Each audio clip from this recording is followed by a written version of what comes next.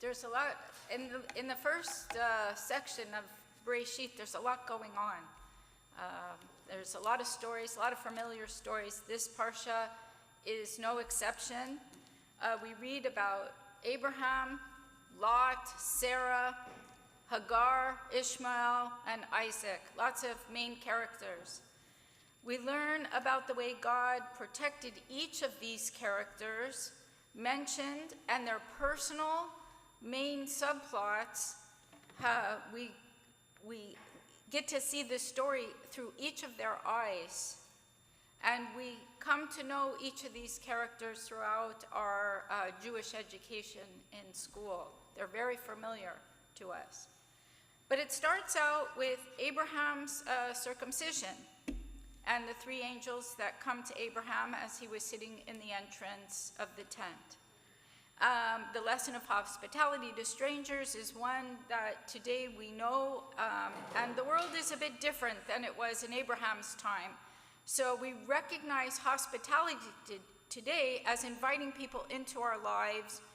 We are to do so with no ulterior motive and treat guests as we would treat any godly beings. And I say in our times. In our times, it is not safe to open the door and welcome people in, unfortunately. But we can learn that when we have guests and we invite them in, we treat them like kings and queens. The second character in this Parsha, Vayera, is Abraham's nephew, Lot. And firstly, we see his own hospitable nature when he invites the travelers into his house, and it goes bad, fearing they would not be safe from the town people. The story of Sodom and Gomorrah, it's a very interesting story. It's a harsh story. Again, comparing it to our world, to harsh world today, it doesn't seem harsh, right? Unfortunately. And then we see the famous story about Lot's wife who turns into a pillar of salt for looking back. And then there's a lot of commentary about this turning back, and the saying that we say today is, don't look back, you're not going in that direction, go forward. So we continue the journey of the Parsha. Abraham tells the lie, his second lie, but we find out the truth. So it says, Abraham said to his wife, tell everybody that you're my sister, right? So he says it again. Abraham says of Sarah, she is my sister. And this time, the king, Abimelech, had a dream which protected him, as he was a God-fearing king, a man, and he protected Abraham and Sarah. In this dialogue, we learned that technically, Sarah was Abraham's half-sister. You have to do a little digging, but this is what I learned. I thought, said Abraham, surely there is no fear of God in this place, and that they will kill me because of my wife.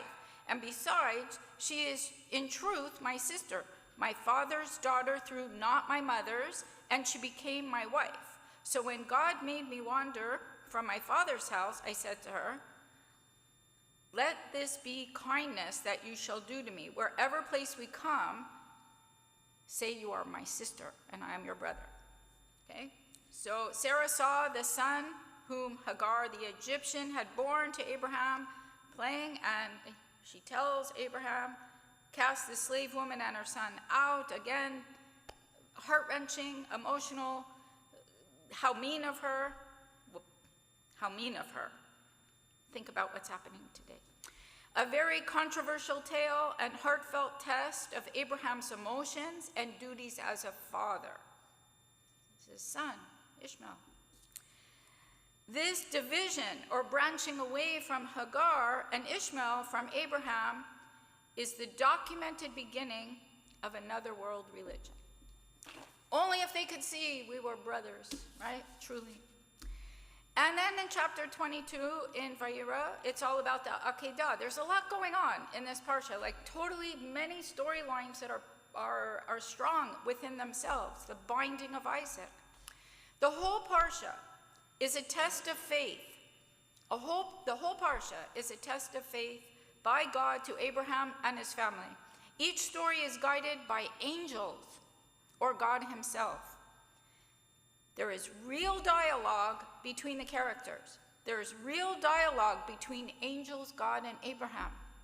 It is clear from this Parsha that Abraham's relationship with God is strong, it's supported, and most importantly, it moves forward.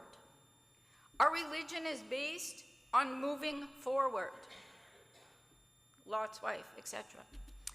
Continuing through life's trials and tests, we got to move forward, all while keeping faith in God. This Parsha demonstrates that so beautifully. We will not die. It's promised to us. Am Yisrael Chai.